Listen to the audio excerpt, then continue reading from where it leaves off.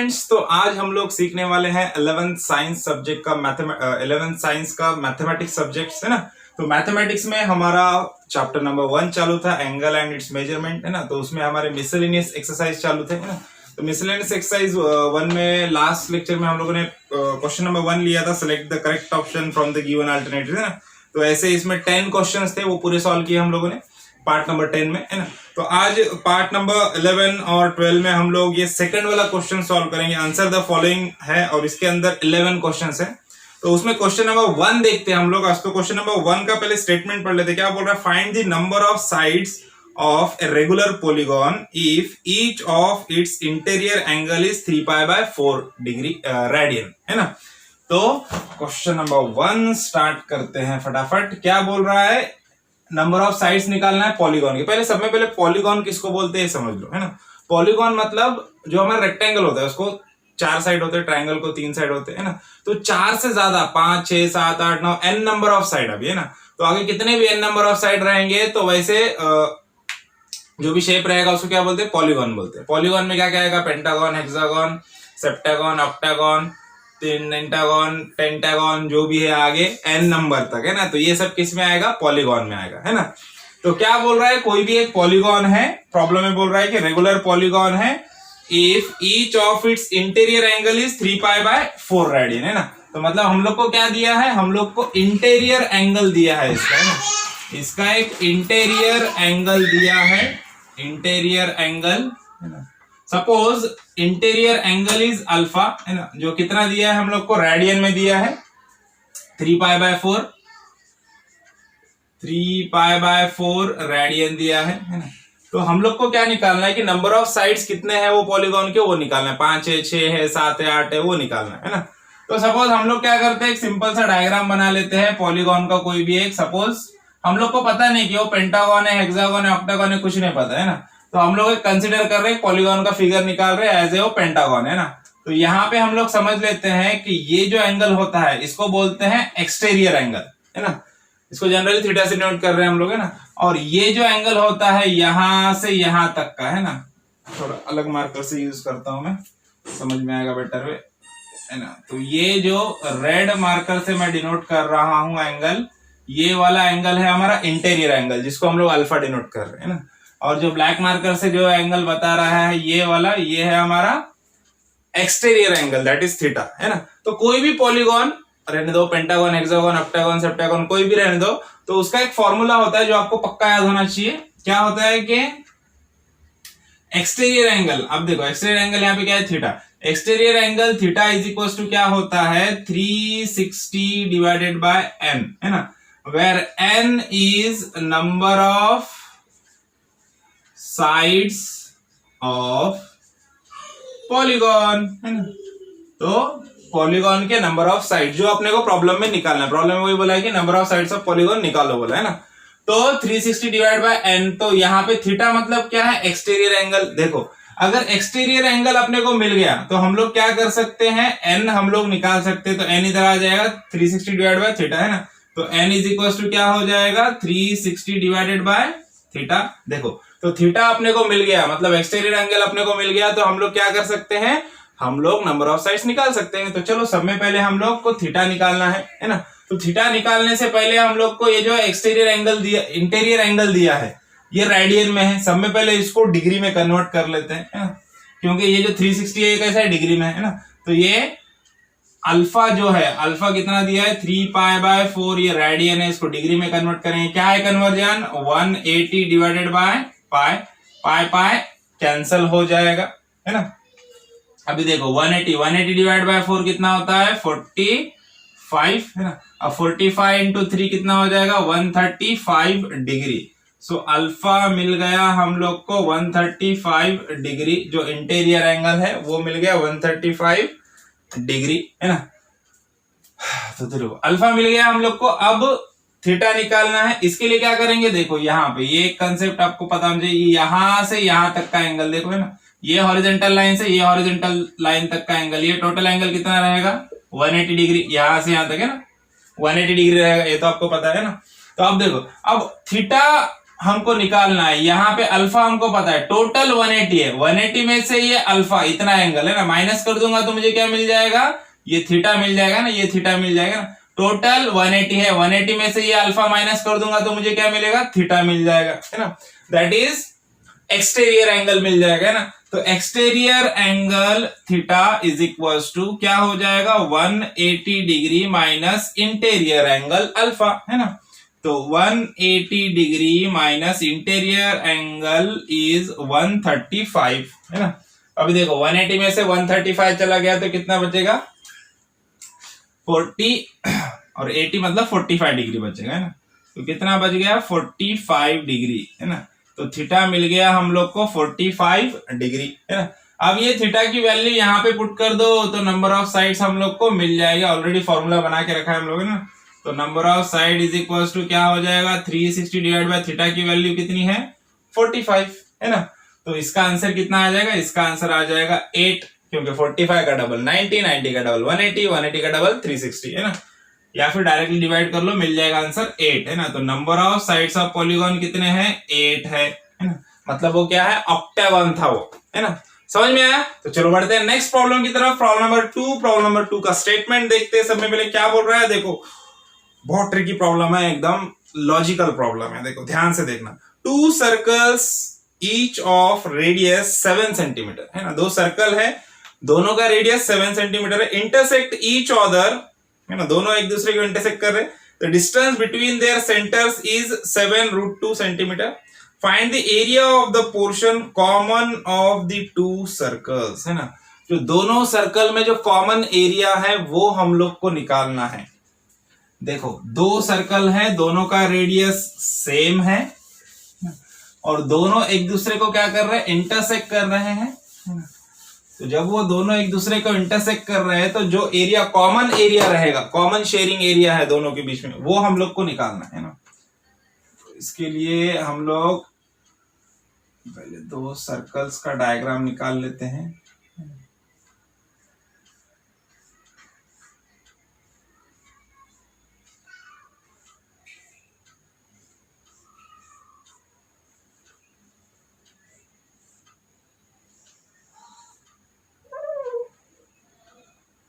Okay, ये 2 circles हम लोगों ने बना लिए, है ना। यहाँ पे इसका सेंटर है सपोज O और इसका सेंटर है O1, राइट। तो अब देखो ये दोनों सेंटर है, 2 सर्कल है। अब ये 2 सर्कल का जो कॉमन एरिया है ना, ये वाला जो कॉमन एरिया, जो मैं अभी रेड लाइन से इसको हाईलाइट करने वाला हूं, तो ये वाला एरिया हम लोग को निकालना है, ये वाला एरिया निकालना है।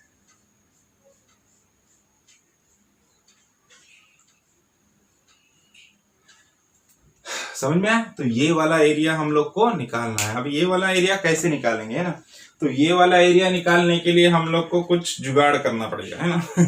तो देखो क्या करेंगे हम लोग, ये जहां जहां पे दोनों सर्कल इंटरसेक्ट हो रहे हैं, इन पॉइंट को काउंट करो। ये पॉइंट को नाम दे दो, कुछ भी नाम दे सकते हैं हम लोग। हमारा सिंपल ए, इसको नाम दे देंगे ए और इसको नाम दे देंगे हम लोग बी, है ना। तो अब क्या करना है, देखो यहाँ पे ध्यान से देखेंगे हम लोग, तो ये बी ओ और ए ओ ये क्या है, रेडियस है ना। किसके रेडियस है, इस सर्कल के रेडियस है ना। और उसी तरह से ये O1 B और O1 A ये भी क्या है, ये भी रेडियस है ना। कौन से, सेकंड वाले सर्कल के, ये फर्स्ट वाला सर्कल है, सेकंड वाला सर्कल, है ना। तो ये OA और OB भी रेडियस है, O1B और O1A ये दोनों भी रेडियस है ना। और रेडियस दोनों सर्कल कैसे बोला है उसने, सेम है बोला, 7 सेंटीमीटर। मतलब इसका मीनिंग अपने को समझ में आता है कि ये 7 सेंटीमीटर है, ये डिस्टेंस भी 7 सेंटीमीटर, ये भी 7 सेंटीमीटर और ये भी 7 सेंटीमीटर। तो यहां से हम लोग एक बात बोल सकते हैं, क्या बोल सकते हैं, फ्रॉम द डायग्राम और from the given figure, O A O1B is a square. From the geometry of the figure, all the radiuses are same. That's why, or we can say that OA is equals to OB is equals to BO1 is equals to O1A, है ना. That's why OAO1B is a square, है ना। ये जो है OAO1B क्या है, ये एक स्क्वायर है, चारों साइड उसके बराबर है ना। तो एक चीज अपने को यहाँ पे समझ में आई। अब यहाँ पे हम लोग को ये कॉमन एरिया कैसे मिलेगा, है ना। ये कॉमन एरिया निकालने के लिए हम लोग को क्या करना पड़ेगा, हम लोग को ये सेक्टर ध्यान से देखना, देखो समझ में आना चाहिए, बहुत इंपॉर्टेंट है। देखो सेक्टर OAB, है ना, sector OAB plus sector O1AB, ये दो सेक्टर का एडिशन करना है और उसमें से ये जो रेक्टेंगल है OAO1B, इस रेक्टेंगल के एरिया को वो दोनों सेक्टर में से माइनस करना है ना। क्या करना है, add the area of sector OAB and O1AB and subtract the area of this square from that, है ना। अब ये कैसे हो रहा है, कैसे मिल रहा है, ये समझ में नहीं आ रहा है, तो इसके लिए मैं आपको थोड़ा सा और यहाँ पे सेपरेट डायग्राम्स बना के बताता हूं, तो आपको थोड़ा सा आइडिया और क्लियर हो जाएगा। थोड़ा कॉम्प्लिकेटेड है समझने के लिए। अभी देखो ये सिर्फ ट्रायंगल 1, देखो ये O है पार्ट और ये हमारा क्या है, ये पॉइंट A है, ये पॉइंट B है, सिर्फ एक ट्रायंगल निकाल रहा हूं, है ना। अब यहां पे आप देखोगे जो हमारा शेडेड एरिया है, रेड कलर का जो शेडेड एरिया है, इसको देख लो। अब रेड कलर का जो शेडेड एरिया है वो कितना है, वो इतना है यहाँ पे, है ना। यहाँ पे भी करके बताता हूँ, है ना, ये वाला एरिया है ना, ये शेडेड एरिया है ना। और एग्जैक्टली इस सर्कल में वो शेडेड एरिया कितना आ गया, हाफ आया है ना। कितना आया है, हाफ आया है शेडेड एरिया एग्जैक्टली, है ना।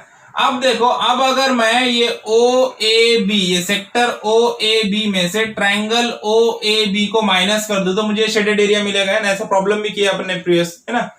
OAB सेक्टर में से ट्रायंगल OAB को सब्सट्रैक्ट कर दूं तो ये शेडेड एरिया मिलेगा, है ना। अब उसी तरह से दूसरा वाला जो सर्कल है हमारा O1 वाला, तो O1 वाला सर्कल का ज्योमेट्री अगर आप देखोगे तो यहां पे आपको समझ में आएगा। देखो इसकी भी कहानी बिल्कुल सिमिलर है। ये यहां पे ये है पॉइंट हमारा O1, ये है पॉइंट A और ये है पॉइंट B। यहां से स्ट्रेट लाइन अगर हम लोग बना देते हैं, तो ये जो बचा वाला एरिया है ये एग्जैक्टली उस जो भी हमारा शेडेड पोर्शन है, जो हम लोग को रिक्वायर्ड एरिया है ना, कंबाइन एरिया, उसका एग्जैक्टली हाफ एरिया यहाँ पे मिलता है हम लोग को, है ना। और ये हाफ एरिया कैसे मिलेगा, ये भी सिमिलरली वैसे ही मिलेगा। हम लोग को सेक्टर O1AB में से ट्रायंगल O1AB का एरिया माइनस करना पड़ेगा, तब जाके ये एरिया मिलेगा, देखो, है ना। अब देखो ये जो शेडेड हाफ एरिया है और यहाँ का जो शेडेड हाफ एरिया है ना, ये दोनों एरिया को मिला देंगे तो यहाँ का कंबाइन एरिया आपको मिलेगा, है ना। और ये जो ट्रायंगल है OAB और यहाँ का जो ट्रायंगल है AO1B, है ना, ये दो ट्रायंगल को मिला देंगे तो ये वाले रेक्टेंगल OAO1B का एरिया मिलेगा, स्क्वायर का, है ना। ये दोनों ट्रायंगल को मिलाएंगे, है ना, और ये दोनों सेमी आर्क और ये सेमी आर्क को मिलाएंगे तो ये शेडेड एरिया मिलेगा, है ना। तो यहां से अपने को आइडिया मिल जाती है कि फॉर्मूले से कैसे मिल रहा है। क्या करना है अपने को, OAB सेक्टर और O1AB सेक्टर, ये दोनों सेक्टर के एरिया को मिलाना है। यहां पे लिखता हूं मैं, एरिया ऑफ, है ना, एरिया ऑफ सेक्टर कौन सा आएगा हमारा, पहले O लिख देते, OAB plus area of sector O1AB, है ना, माइनस, है ना, इसमें से किसको माइनस करना है, ये रेक्टेंगल के स्क्वायर के एरिया को। स्क्वायर मतलब ये दोनों ट्रायंगल को मिला के वो स्क्वायर बन रहा है ना, तो minus area of square OAO1B। तो ये करने के बाद हम लोग को मिलेगा हमारा रिक्वायर्ड एरिया, है ना। तो required area is equal to क्या होगा, area of sector OAB minus plus area of sector O1AB minus area of square OAO1B, है ना। तो अब क्या ऑपरेशन परफॉर्म करना है अपने को समझ में आ गया, है ना। तो अब ये सब करने के लिए अपने को area of sector O A B चाहिए, area of sector O one A B चाहिए और area of square O A O one B चाहिए, है ना। समझ में आया? तो चलो अब क्या करना है ये क्लियर हो गया, तो अब हम लोग काम को लग जाते हैं। चलो तो सब में पहले क्या करेंगे, सब में पहले स्क्वायर का एरिया निकाल लेंगे, है ना। एरिया ऑफ स्क्वायर हम लोग को पता है साइड स्क्वायर, है ना, सिंपल फॉर्मूला है ना। तो area of square, area of square is equal to क्या होता है, B square, that is side square, है ना।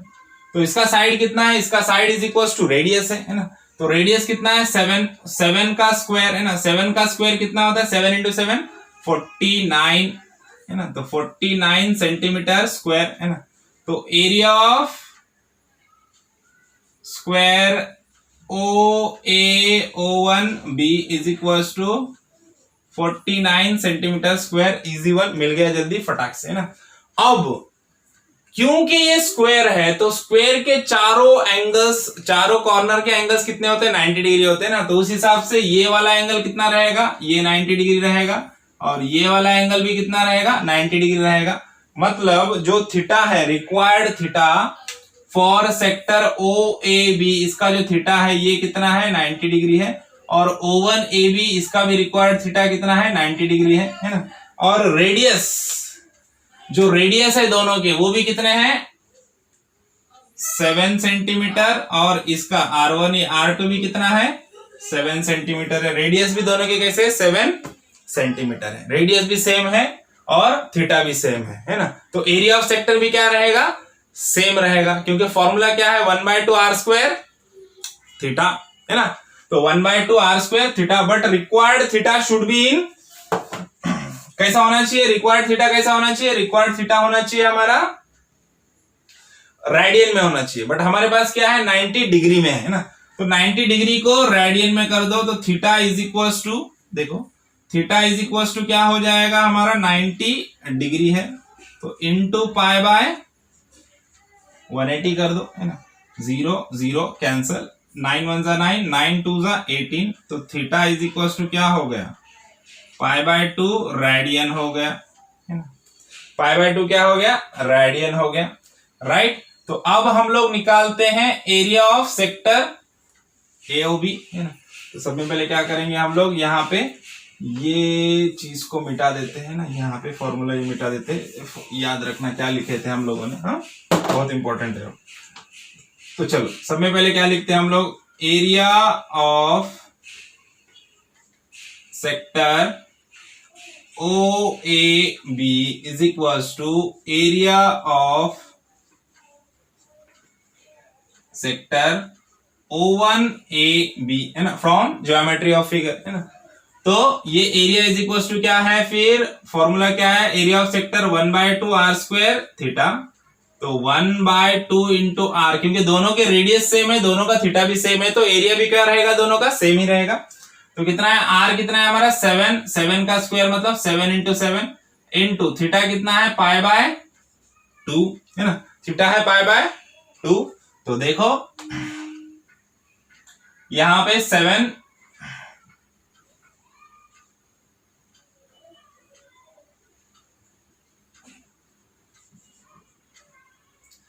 इंटू 7 क्या हो गया 49, 7 7 जा 49 डिवाइड बाय 2 2 जा 4, है ना। तो 49 π/4। तो एरिया कितना मिल गया हम लोग को, एरिया ऑफ सेक्टर मिल गया 49 डिवाइडेड बाय 4। 49 वापस से ये यहां तक आएगा, ये वापस से डिवाइड नहीं होगा, है ना।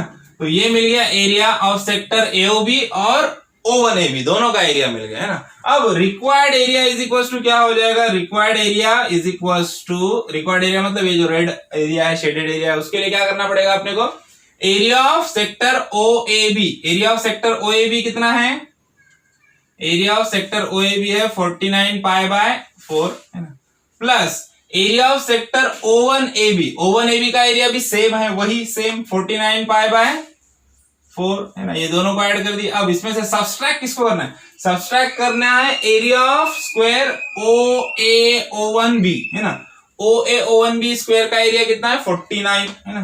तो यहां पे लिख देंगे 49 है ना। तो अब देखो यहाँ पे 49, इधर भी 49, इधर भी 49, तो यहां से 49 क्या कर लेते हम लोग, कॉमन निकाल लेते। तो 49 कॉमन निकाल लिया तो क्या बचेगा, π/4 प्लस π/4 माइनस 1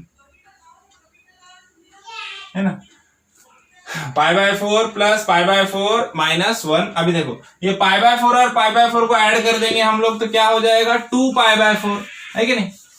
आगे का इधर लिखते ऊपर हम लोग, देखो 49 तो यहाँ पे लिख required area is equal to, देखो 49 तो यहाँ पे कॉमन है ना। ये देखो π/4 प्लस π/4 क्या हो जाएगा ब्रैकेट के अंदर 2π/4 माइनस 1, देखो 2 1 जा 2 2 2 जा 4 है ना। तो required area is equal to क्या हो जाएगा 49 ब्रैकेट के बाहर π/2 माइनस 1 सेंटीमीटर स्क्वायर बोल सकते हैं आप, है ना। तो ये मिल गया हम लोग को रिक्वायर्ड एरिया। थोड़ा सा ट्रिकी प्रॉब्लम था, है ना। तो चलो ये प्रॉब्लम समझ में आया। अब नेक्स्ट प्रॉब्लम पे पढ़ते हैं, प्रॉब्लम नंबर 3 देखते हैं हम लोग। प्रॉब्लम नंबर 3 क्या बोल रहा है, तो चलो सबसे पहले इसको रफ कर देते हैं।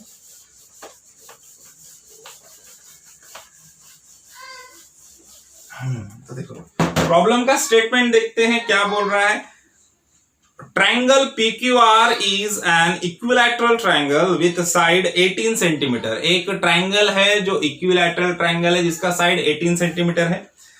A circle is drawn on segment QR as the diameter. Find the length of the arc of this circle within the triangle, है ना। उसमें जो लेंथ ऑफ आर्क बनेगी, जो within the triangle length of arc रहेगी, उसको हम लोग को निकालना है। लेंथ ऑफ आर्क निकालना मतलब एस निकालना है। एक ट्रायंगल है, सब में पहले एक ट्रायंगल है तो एक ट्रायंगल को ड्रॉ कर दो जो कि इक्विलैटरल ट्रायंगल है ना।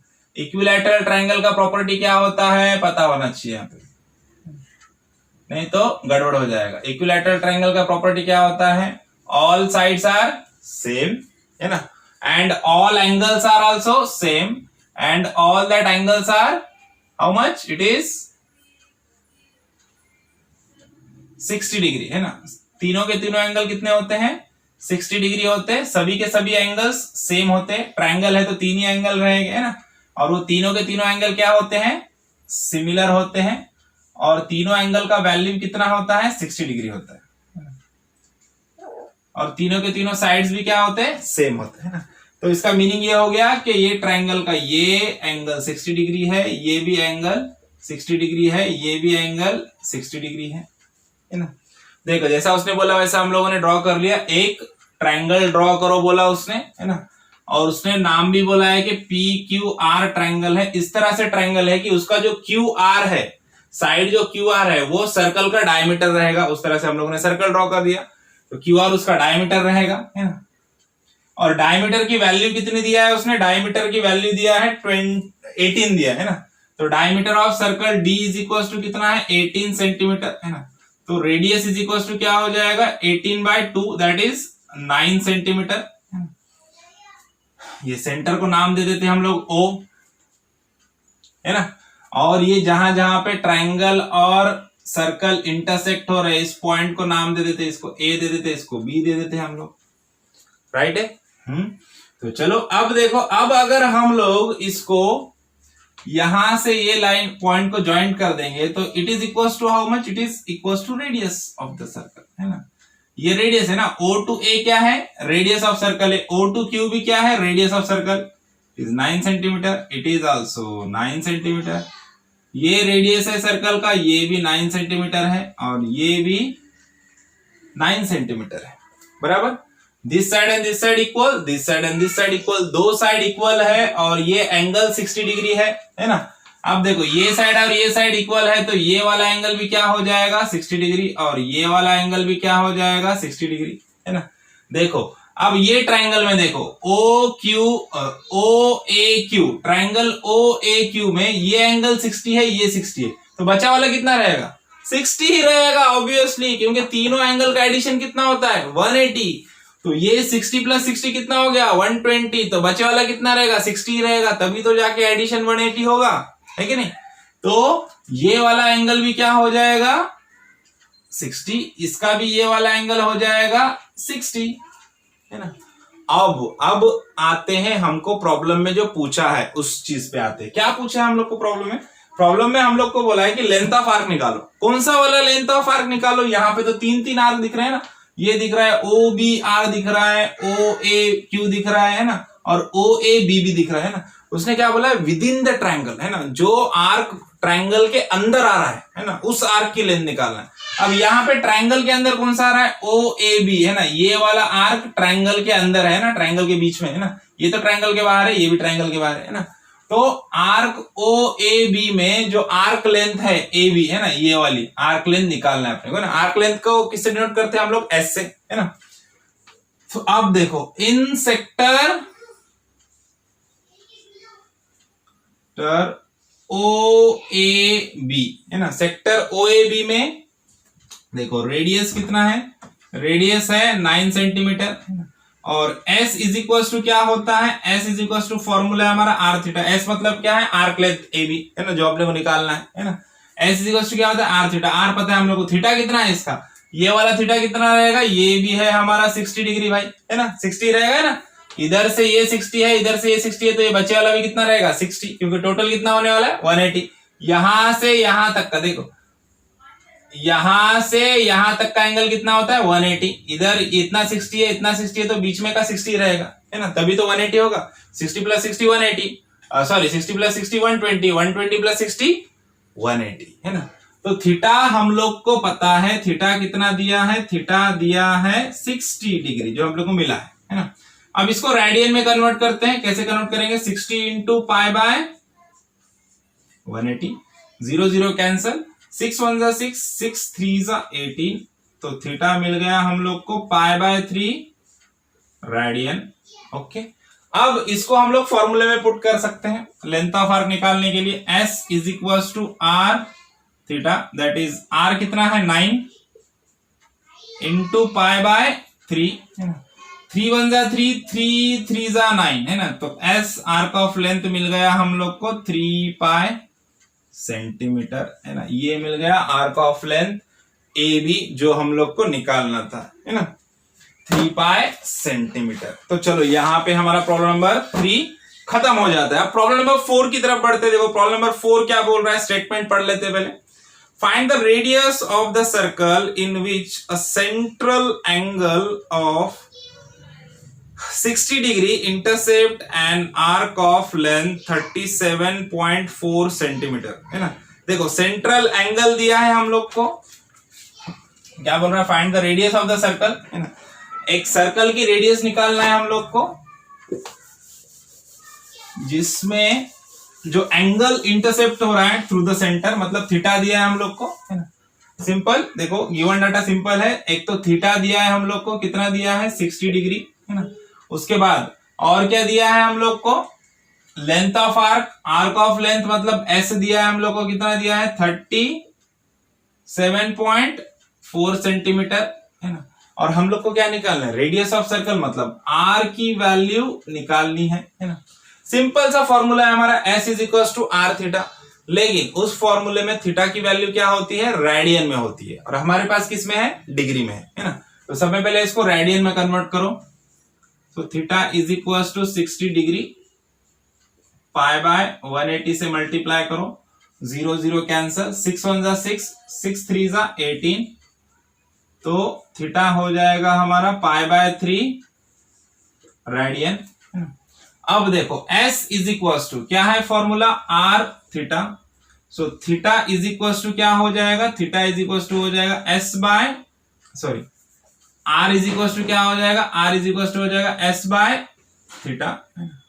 तो s की वैल्यू कितनी है? Arc of length 37.4 divide by theta है हमारा पाई बाय 3, है ना। थीटा है हमारा पाई बाय 3 रेडियन, है ना। अब पाई की वैल्यू यहाँ पे पुट कर दो, पाई की वैल्यू यहाँ पे पुट कर देंगे तो और बेटर हो जाएगा। सबसे पहले 3 को ऊपर लेके जाएंगे हम लोग। सो r इज इक्वल टू क्या हो जाएगा? 37.4 इंटू, उल्टा हो जाएगा, ये ऊपर जाएगा तो उल्टा हो जाएगा, क्या हो जाएगा? 3 बाय पाई हो जाएगा, है ना। अब ये क्योंकि पॉइंट में वैल्यू दिया है तो पाई की वैल्यू भी हम लोग पुट कर देते तो प्रॉपर वैल्यू हम लोग को मिलेंगी एक, है ना। तो यहाँ पे ये क्या हो जाएगा, यहाँ पे ये हो जाएगा 37.4 इंटू 3 डिवाइडेड बाय 22/7। पाई की वैल्यू क्या है 22/7। अबे 22/7 ऊपर जाएगा तो उल्टा हो जाएगा मल्टीप्लिकेशन में, 7 ऊपर जाएगा 22 नीचे आ जाएगा। तो देखो r इज इक्वल टू क्या हो जाएगा 37.4 into 3 into 7 divided by 22, right है। अब इसको प्रॉपरली हम लोग कैलकुलेट करेंगे, तो इसका आंसर हम लोग को मिल जाएगा r का 35.7 सेंटीमीटर।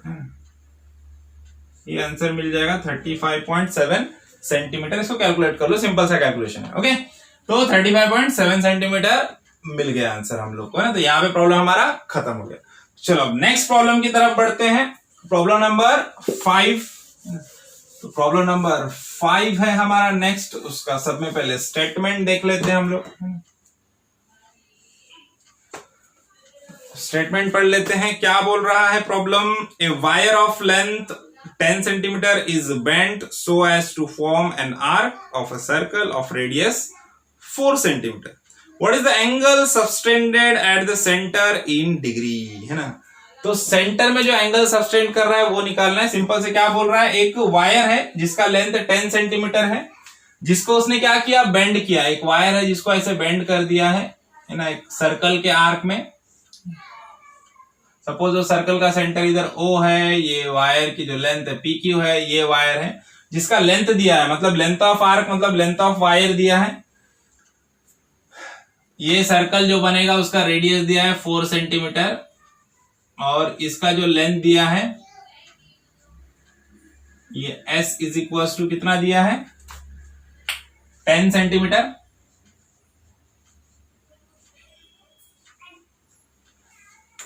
बराबर। ये जो वायर है जिससे वो आर्क बन रहा है उसको मोड़ के उसने आर्क बना दिया है ऐसे, है ना। वो आर्क कितना का बन गया, 10 सेंटीमीटर लेंथ का बन गया, क्योंकि वायर का लेंथ ही 10 सेंटीमीटर था, है ना। और वो जो आर्क है वो अगर उसको एक्सटेंड करेंगे तो वो एक सर्कल बन जाएगा जिस सर्कल की रेडियस है 4 सेंटीमीटर, है ना। तो उस सर्कल से जो एंगल सबटेंड होने वाला है सेंटर से उस सर्कल के, वो एंगल निकालना है। मतलब हम लोग को थीटा यहाँ पे निकालना है। तो थीटा निकालने के लिए क्या फॉर्मूला है, S is equal to R theta, है ना। तो थीटा चाहिए हम लोग को, तो थीटा इज इक्वल टू क्या हो जाएगा S बाय R। S कितना है हमारा 10 और R कितना है 4, है ना। तो यहाँ पे हम लोग को देखो ये कितना मिल जाएगा 10, मतलब 10 इज 5 और 2 से डिवाइड हो सकता है, तो क्या हो जाएगा 5/2। तो थीटा मिल गया हम लोग को 5/2 रेडियन, है ना। हम लोग को डिग्री में पूछा है क्या, हाँ देखो एट सेंटर इन डिग्रीज बोला है। इन डिग्रीज मतलब ये जो रेडियन में एंगल है इसको हम लोग को क्या करना है, डिग्री में कन्वर्ट कर देना है। तो चलो इसको डिग्री में कन्वर्ट कर देते हैं हम लोग। क्या है conversion, theta is equal to 5/2 radian है इंटू क्या हो जाएगा 180/पाई, है ना, इंटू 180/पाई। तो देखो 2 से अभी इसको डिवाइड कर सकते हैं हम लोग। 2 1 जा 2, 2 9 जा 18, ये 0 एज इट इज, तो क्या हो जाएगा 5 इंटू 90, है ना, 5 इंटू 90। अब 9 5 जा कितना हो गया, 9 5 जा 45, है ना। तो 9 5 जा 45 और ये 0 का एज इट इज लगा दो, तो एंगल कितना बन गया 450 डिग्री, है ना। कितना आ गया 450 डिग्री और ये पाई एज इट इज है नीचे डिवाइडेड बाय, तो 450 डिग्री डिवाइडेड बाय 450/पाई डिग्री, है ना। 450/पाई, पाई एज इट इज रहेगा, ओके डिग्री। अगर आगे और सॉल्व करना है तो पाई की वैल्यू रख दो 22/7, तो और आगे हम लोग इसको सॉल्व कर सकते हैं। इतना रखेंगे सफिशिएंट है। इस पे भी मार्क्स मिलेंगे, आगे सॉल्व करेंगे उस पे भी मार्क्स मिलेंगे, ओके। तो चलो नेक्स्ट प्रॉब्लम पे पढ़ते हैं। प्रॉब्लम नंबर 6 देख लेते हैं। हमारा प्रॉब्लम नंबर 6 का स्टेटमेंट पढ़ते हैं सब में पहले। सो स्टेटमेंट क्या बोल रहा है प्रॉब्लम नंबर 6 का, देखो। If 2 arcs of the same length in 2 circles, मतलब 2 आर्क्स है जिनका लेंथ सेम है बट 2 सर्कल्स में, अलग अलग सर्कल्स में, subtend angles 65 degree and 110 degree at the centre, find the ratio of their radius, है ना। तो उनके रेडियस के रेशियो निकालना है, दोनों के एंगल्स दिया है, दोनों के आर्क के लेंथ सेम है, मतलब एस जो है वो सेम है दोनों का, अलग अलग सर्कल में, लेकिन जो एंगल्स है थीटा है वो अलग अलग है। देखो ये सेम प्रॉब्लम हम लोगों ने एक्सरसाइज 1.2 में सॉल्व किया था, प्रॉब्लम नंबर जो 5 था वो, है ना। देखो दो एंगल्स दिया है अलग अलग, हम लोग यहाँ पे गिवन डाटा लिख देते हैं, डायग्राम निकालने की जरूरत नहीं होती, है ना। प्रॉब्लम नंबर 6 है हमारा ये। देखो थीटा 1 एंगल 1 कितना दिया है हम लोग को, थीटा 1 दिया है 65 डिग्री, और थीटा 2 की वैल्यू दी है 110 डिग्री, बराबर। और क्या दिया है, at the centre find the ratio of their radius, radius का रेशियो निकालना है, two arcs of the same length. देखो लेंथ ऑफ आर्क सेम है, मतलब S1 is equal to S2 is equal to S है, सेम है, दोनों constant है ना।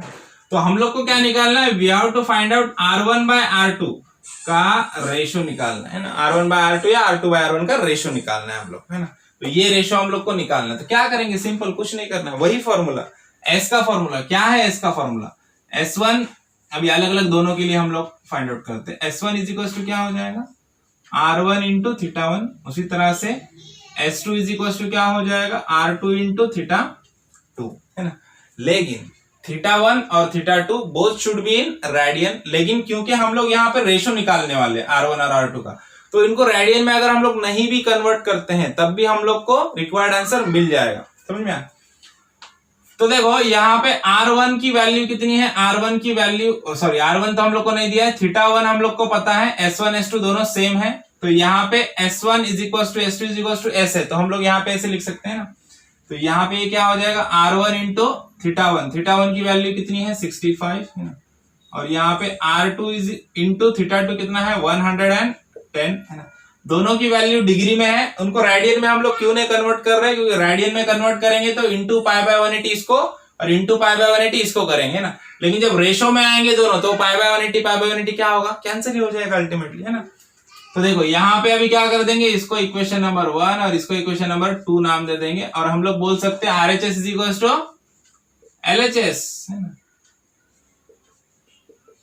क्योंकि दोनों के LHS कैसे सेम है, S है, क्योंकि S1 is equal to S2 is equal to S है, तो LHS को भी हम लोग क्या कर सकते हैं, सेम कर सकते हैं ना। तो R1 into 65 is equal to R2 into 110, ऐसे हम लोग बता सकते हैं, हाँ बता सकते हैं।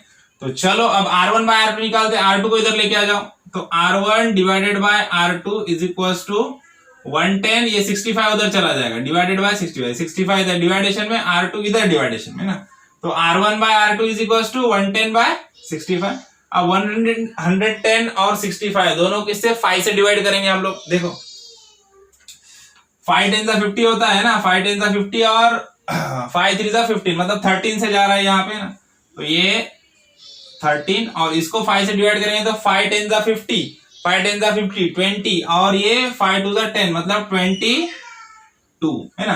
तो 22 बाय 13, है ना, ये आ गया R1 डिवाइडेड बाय R2 का रेशियो 22 बाय 13, है ना, ये रेशियो मिल गया हम लोग को, है ना। अगर आप इसको रेडियन में कन्वर्ट करोगे और फिर करोगे तो वही प्रोसीजर होगा और आंसर भी यही आएगा, क्योंकि रेशियो जब रहता है ना तो ऊपर वाली वैल्यू और नीचे वाली वैल्यू कैंसिल हो जाती है ना, समझ में आया। तो इसके लिए रेडियन में यहाँ पे हम लोग नहीं कन्वर्ट किए। तो चलो रिक्वायर्ड आंसर मिल गया।